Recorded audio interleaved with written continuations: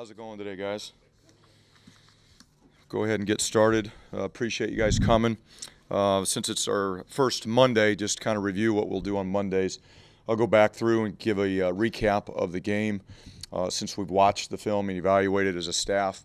Talk about our players of the week from last week, and then just make a few comments about our opponent and then open it up for questions. Just quickly, the game itself from last Saturday against Texas State. Obviously, it's still good to be 1-0 and get that first victory. Several good things that we took out of the game. Offensively and defensively, we want to be able to run the ball and stop the run. 218 yards rushing, held them to 69 yards rushing, was outstanding. Third down, major emphasis on third down. We were 8 of 13, and they were 1 of 13 on third down. We were able to get 3 sacks, 3 takeaways. We scored on defense. Special teams-wise, we were 5 of 5 with our PATs. We had better net punt. We blocked the field goal, so there were a lot of goods. Some of the bads from the game, obvious ones, the interceptions. We had a penalty that took a touchdown off the board. We had some mental errors on defense, fumbled a punt, and a couple foolish penalties on special teams that either extended drives or gave them other opportunities. Players of the game from Saturday, offensively, Raheem Blackshear, a couple touchdowns, did a really good job. I think 22 touches he had in the game, was all over the field. Defensively, Elam Lamore was our defensive player of the game. Elam, again, I think had an outstanding game. He played quite a bit last year, but this is a game that he started and played the majority of the snaps and really showed that we hope he can be a great player for us. And special teams, Larry Stevens did a great job of covering kicks, punts, and kickoffs for our special teams. After our first game, really feel like we have a really good idea of where we're at as a football team. There's some things that came up, some issues that came up that we think we'll be able to get fixed fairly quickly. We understand our strengths and weaknesses a lot more after we played a game. We had a lot of young players play. We have a pretty good idea of what they can and can't do and what we need to do to try to help them get better and improve. Just looking ahead here to next week, obviously we're going to go play a very, very talented Ohio State football team. They jumped out of the gates quick last week against Oregon State and beat them pretty soundly. They've got speed at the skill positions. They've got size up front on both sides of the ball. They've got a very good quarterback. The team is built exactly like you'd want to build a team. 4 years in a row, Rutgers and Ohio State have played. In 4 years, it hasn't been much of a game. So it's our job to go over there and try to play the best that we can play and play a lot better than what we've played, especially here in the last couple of years. We're going to have to go over and protect the football, protect the quarterback, and be able to move the ball offensively. Defensively, we're going to have to stop the run. We're going to have to get some takeaways and not beat ourselves. And those are some things that we've done the last couple of years on both sides of the ball in this game against this opponent. So tremendous challenge, tremendous opportunity. One that we're definitely looking forward to. It's a measuring stick to, again, measure improvement and go out and just play as fast and as violent and as consistent as we can. So with that, I'll go ahead and open up for questions. Do you have any updates on Bless on Austin? No updates. Like I've said before, policy will be on injuries. Not going to talk about them unless it's a long-term deal, like T1 Mason's is a long-term deal. Guys that are potentially week to week, day to day, won't make any comments unless something's going to put them out for a while. Chris, regarding Urban, have you talked to him throughout the entire process? And then knowing that he's coaching during the week but not on game day, how much of an influence do you think he's going to have on a game plan and what the Ohio State team that you're going to see on Saturday? Just out of respect for people involved in that whole situation, I'm going to avoid any comments about Coach Meyer and the situation and, not being there, I got a lot of opinions and thoughts and people I care about involved in the whole deal, and I'm going to avoid any questions about that. What about his influence on the game? Because, I mean, we kind of saw it with Kyle back in 2015 where he was suspended, but then he schemed and game planned and was here during the week.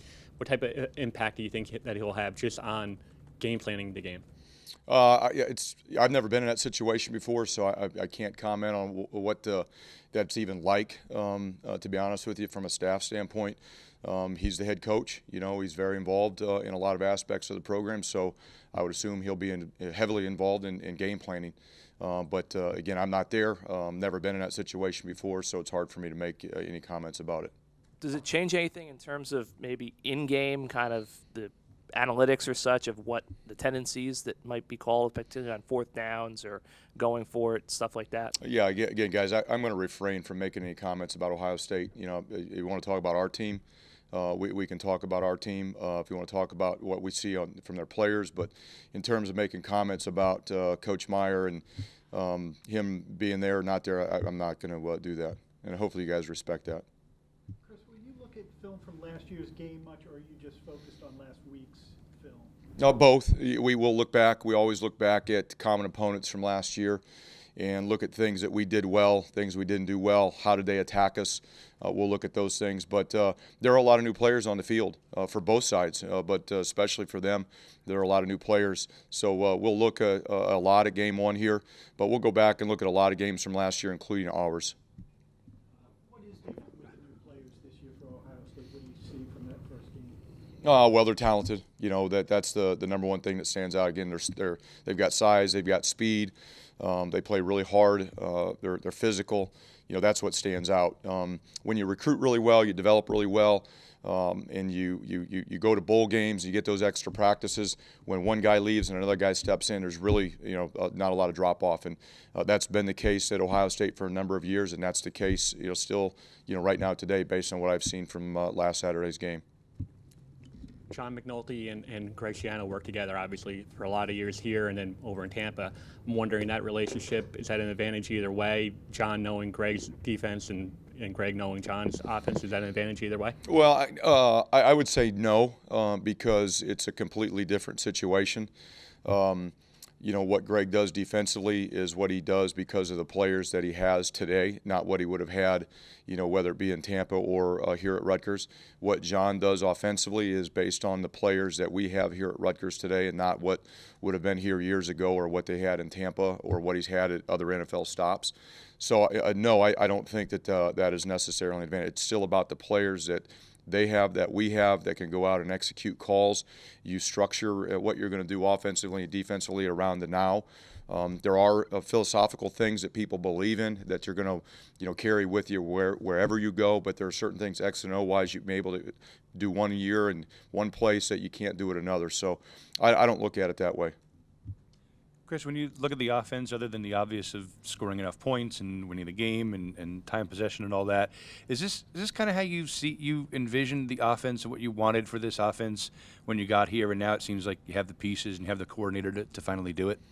Offensively, I look at it as we got to score points, and it doesn't really matter what you do offensively schematically. It has to fit your players. They've got to be able to execute it. Your staff, especially your coordinators, got to be completely convicted in what you're doing. He needs to know it inside out and be able to adjust and adapt it based on the situation, and that's really what I look at. What we did Saturday, from a production standpoint, if we could do that every Saturday, score 35 points and be balanced with over 200 yards rushing and 200 yards passing, time of possession, eliminate the takeaways or turnovers, I should say, then that's a really good offensive game. If we could do that consistently, that'd be great. Schematically, it doesn't really matter. Score points, take care of the football, be able to move the ball, be balanced. Those are the things that we want to do. Chris, you had an opportunity to play a lot of young guys. Can you talk about now them going on the road, special teams, and some of the special teams players this week that performed for you, the kickers, the punter? Yeah, playing a home game for a lot of those young players, that was a great first opportunity. Helps them get their feet wet, so to speak, here in front of our home crowd. Going on the road, especially going on the road to Columbus, is a completely different environment, completely different situation. Still going to be a lot of unknowns on how our young players handle that situation. Our older players have been in those environments. They know what to expect. They know what they're getting into. The younger players that haven't played don't. So there's going to be a lot of unknowns still from that standpoint. I do feel like some of the guys that played Saturday really have a lot of confidence in themselves, and that helps when you go into these types of environments, but they really don't know what they're getting into yet. So I'll be able to answer that question better, after the game on Saturday, how they handled it and how they performed. But I know some of them, I think, are going to be fine. Yeah, I mean, we had a lot of players that played for us on special teams. They did some really good things. Special teams, there were really goods and some bads Saturday. The bads were some of the foolish penalties. We had, a false start. We ran into the punter. We had a roughing the snapper. Those three things really negated what I would say was a pretty good special teams day. We got some pin-ems on our kickoff coverage team, a pin-em on our punt team. We had better net punt than our opponent, which is huge. We blocked the field goal. There were a lot of things to take out of Saturday's game that were positive about special teams. Unfortunately, those three penalties were critical ones, and we've got to get those eliminated. But a lot of young players participated and did an outstanding job on special teams. How pleased were you with the success you guys had getting pressure on the quarterback with the stunts and the blitzes from the second and third level? I think you had 2 holds, a sack, intentional grounding, a throwaway. Yeah, I thought we did a pretty good job in game 1 getting after the quarterback. We've done some different things defensively to try to help us.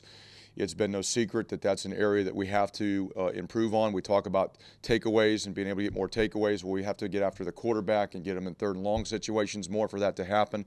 And we've done some things differently schematically to try to take advantage of our personnel today that would allow us to do that, and I think it showed up more on Saturday.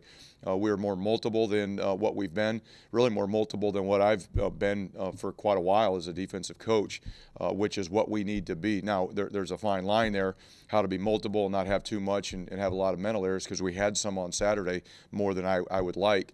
But it did help us put pressure on the quarterback, get sacks, hit the guy, and also, we did get some holding calls because of our ability to beat some guys. Regarding Greg Brown's $4 million gift, 2-part question. One, the locker rooms, can you talk a little bit about that? Timeline on it, you expect it to get started after the year, and how important is it in the grand scheme of things? And then also Greg's commitment, how important is that in the grand scheme of things to what you're building? I'll start with just the last part there. Greg and Anna have been unbelievable since I've been here, and they're diehard Rutgers people. They're unbelievable. Their support, unwavering support for not only athletics but just this university. They've given a lot back to this program, the athletic department, the university, and that means a lot. When a guy like that steps up and continues to step up to support you, shows that he has faith and belief in what we're doing and the direction that we're going. To be able to put that type of money into a locker room, that's a much needed part of our facility master plan. We needed the weight room. We needed the practice fields. We've been pushing to get the locker room and really the training room done. They have to get redone. It helps not only the experience that our current student athletes have, but our ability to recruit talented players here in this region for the future. It shows commitment from our supporters, shows commitment from our university that football is important, and that we're going to continue to try to be the best at what we're doing. So I can't thank Greg and Anna enough for their contributions in the past and what they just did the other night. Timeline on it, Yeah, timeline. There's a lot that goes into a facility renovation. We hope to have the plans all done. We kind of been working on this for a while, so we have a pretty good idea of what we're going to do with the project. There's a lot of things that you've got to take care of with red tape to get the project started. We hope to have that all done here in the fall, and sometime right after the season's over, construction can begin, and it should be all completed by the summer or training camp at least before 2019. All right, guys. Thank you. Take care.